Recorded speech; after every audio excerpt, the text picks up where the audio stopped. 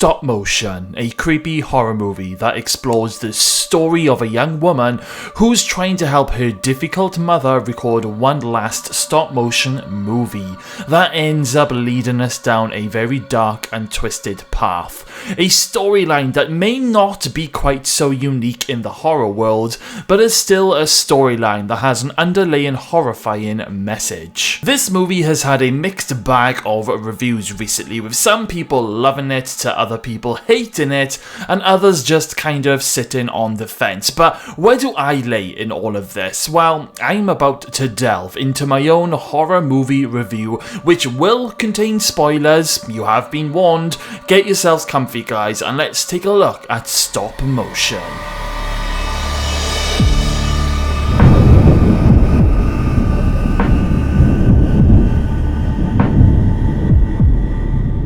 Stopmotion is a 2023 British live-action, adult-animated, psychological horror film directed by Robert Morgan. Now, despite this film being ready in 2023 and shown to a very small audience, it isn't until as recent as February of this year, 2024, where the movie has been released to the rest of the world. If you saw my trailer reaction to this movie, you will know that I was really excited to watch this. I am not a fan of CGI in horror movies. I think it's lazy and I think it lacks creativity. So when I saw that this movie is going to be featuring stop motion effects, I was really excited. The main character who we follow in this movie is Ella, who is helping her mother to film one final stop motion movie. Ella's mum, Suzanne, unfortunately suffers with arthritis in her hands, and she is unable to change and move the puppets for each section of the stop motion film. So this is where Ella helps. Suzanne is basically the brains, Ella is the hands of the operation. Very early on in the movie, we get a sense that not all is right between Ella and her mother. Ella is someone who is letting her mother control her. It's a classic story of the mother aging and getting ill and expecting her daughter to look after her, which really does end up taking over Ella's life. When the mother ends up suffering a stroke in the movie, she ends up bedridden in hospital. Now Ella, she decides that she wants to finish her mother's movie for her. But when Ella makes friends with this, creepy little girl, this little girl persuades Ella to start a movie from scratch, a brand new, more dark and twisted movie. This is where we are introduced to a character called the Ashman, who is this horrible, scary character that is basically chasing this little girl in this new stop-motion film. And the Ashman, he basically comes for 3 nights, and as each night progresses, things get very bad for Ella in the real world.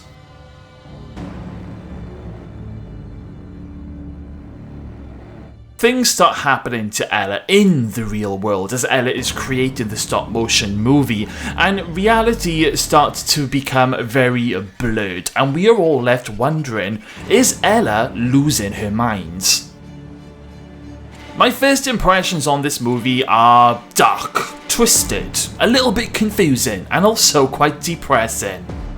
I can see what they were trying to do with this movie, and to be fair, it is executed very well. There are moments where you are feeling a little bit confused at what is going on, but if you do stick with it, things do start to come together. The whole undertone of this movie is basically about a girl called Ella who unfortunately has been emotionally pushed by her mother to succeed in stop motion, but things were never good enough, and whether you're a stop motion creator or another kind of artists, we all have a tipping point, and in this case it comes in the form of a black egg thing, which by the way is super gross when the Ashman ends up inserting it into Ella's mouth. There is only so much the human soul can handle, and the egg that, is basically inside Ella is eventually going to crack. Now, Ella does start to lose her mind, and that little girl, she isn't real. It's all in Ella's mind, which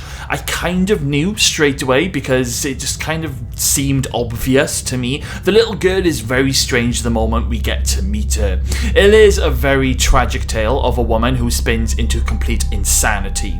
Ella doesn't know what's reality and what's not, and by the end of the movie, neither do we. Now, there are some brilliant moments of body horror that will gross you out, but I thought it was pretty cool. Most of it happens in the third act. There are also some crazy death scenes that play out in the third act, and I won't ruin this for you, but I did think that those 2 kill scenes were brilliant, and I wasn't really expecting it. The very end of the movie can be a little bit confusing, but what I took from it is that Ella has completely lost her mind, and as a result of this, she has ended up killing herself for the sake of trying to finish her mother's stop-motion movie. It is very, very sad indeed.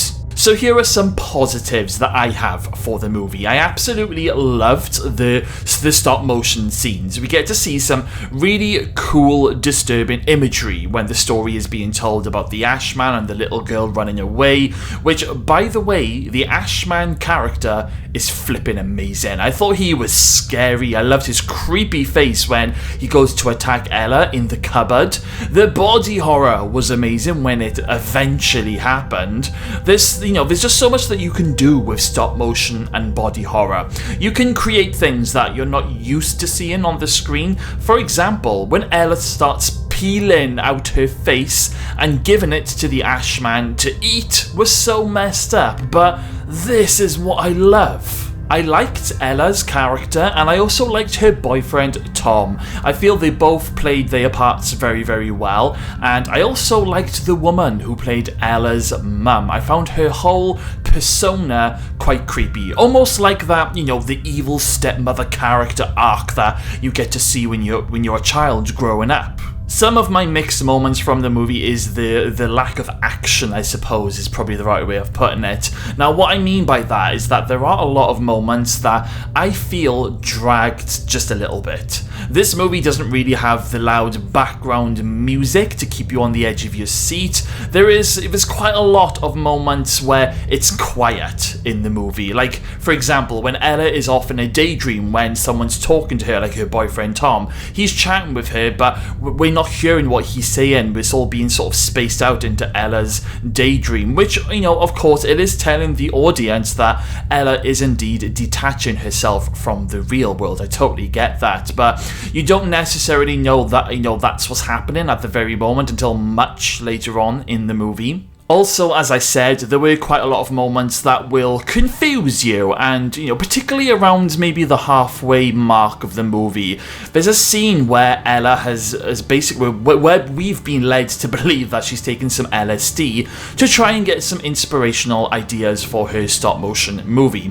Things get pretty trippy for a little bit, and then, but then we're kind of led to believe that she didn't even take the LSD. So what was all those trippy moments about? It did go on for quite some time. Now, I totally get that we were watching a woman not in a very good place mentally. I totally get that, but let's not forget, we have seen this done a lot in horror movies in recent years. So I did find it personally, some of these moments a little bit boring and just a little bit confusing. And my negative moment of this movie is definitely the lack of the horror, especially the stop motion horror. I mean, there are some really good moments scattered throughout the movie, but most of the good stuff doesn't really happen until much later in the movie. In fact, I think the final 10 minutes are, it's fantastic and it's really messed up, full of gore, but it takes us a while to get to that moment before the movie then ends. And I can't really speak for everyone else, but I felt unsatisfied